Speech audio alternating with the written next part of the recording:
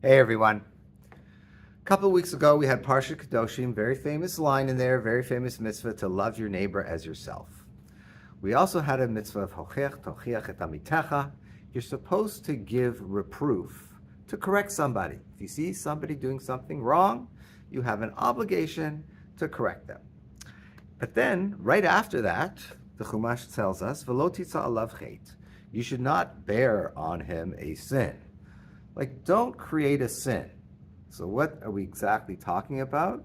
Rashi connects the two and tells us, Lo talbin et panav berabim. When you give somebody reproof, when you correct somebody, don't embarrass them. Be very, very careful not to embarrass them. Don't do it in public, for instance, and thereby cause them tremendous embarrassment. I ran across a wonderful example of this past week, in the New York Times, no less. Not a fan of the New York Times. Whenever they write anything about Israel, I don't bother reading it anymore because it's no longer news. It's their agenda. But this happened to be a very, very nice piece.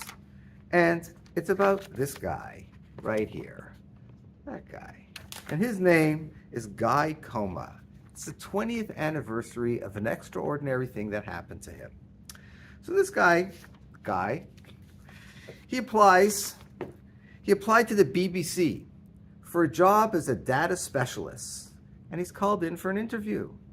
He's waiting there in the lobby at the BBC building when an Elliot Gottkind, one of the producers of their 24-hour news channels, approaches him. And Mr. Gottkind was looking for another guy, not this one, but Guy Cuny, who was scheduled to be a guest on the broadcast to discuss a verdict in the online music case involving Apple, the tech giant, and Apple Corps, the Beatles record label. Remember the old Beatle albums used to had that Apple on there? At any rate, so he says, you Guy, I'm Guy. Did he say the last name? Not. There was a bit of a debate what exactly happened. But he knew something was up, this gentleman, when they offered to put makeup on him. At any rate, so they usher him into this room. They tell him to sit at a table.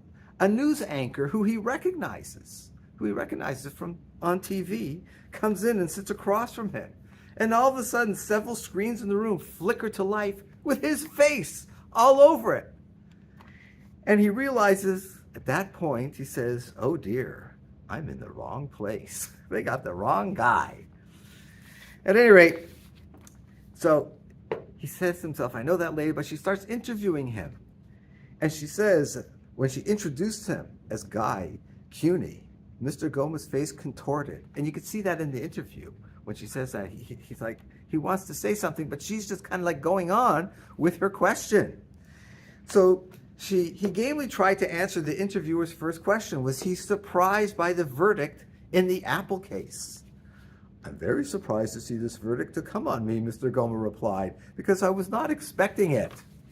The anchor seemed puzzled, but followed up with questions about whether the case would change consumer habits and if more people would go online to download music. And he answers, exactly, Mr. Goma said in capable, if imperfect English. You can go everywhere on the cyber cafe and you could check. It's going to be very easy, a very easy way for everyone to get something to the internet. And then she kind of abruptly ended the interview there. So the question is, why didn't this guy say, you got the wrong person, you got the wrong guy, I know nothing about this. So he explained. It's like something came down to me and said, just relax. When the interview started, something just came down to me and said, relax. The voice in his head, he recalled, was that of his mother. When he was growing up in the Republic of Congo, she taught him to respect others by not making a big deal of their mistakes. She taught him to respect others by not making a big deal of their mistakes. He could have said, you got the wrong person over here. And it would have been very embarrassing for the interviewer, for the BBC, for everyone involved. But that's not what he wanted to do. He didn't want to embarrass this woman. He didn't want to embarrass anyone else involved. And so he just played along in the interview. What a fantastic example of what the Torah is getting at, that you don't give reproof and cause somewhat embarrassment. I'm sure we've all had situations in life where someone embarrassed us publicly and it changed things. It changed the course of things. I'll give you an example for me personally. I remember in high school. You know, you're in high school, I was in 10th grade, 11th grade, I don't know what it was. And, you know, you're already thinking, what would you like to be? What would you like to eventually go into, perhaps? So the thought crossed my mind, doctor maybe. So I'm in chemistry class. Mr. Floyd calls on me, asks me a question. I didn't know the answer. I don't know what I answered. I forget. But all I remember was that he embarrassed me publicly in class. And it bothered me so much. I got so angry.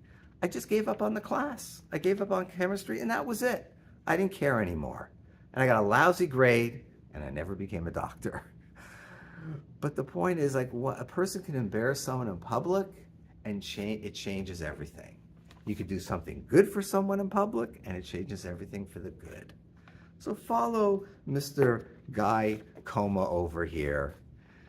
Learn from him what the Torah is getting at. Don't be very, very sensitive to other people. As his mother taught him, to respect others by not making a big deal of their mistakes. Everybody makes mistakes. Don't make a big deal of it. Let it slide, and don't embarrass others. Have a good Shabbat.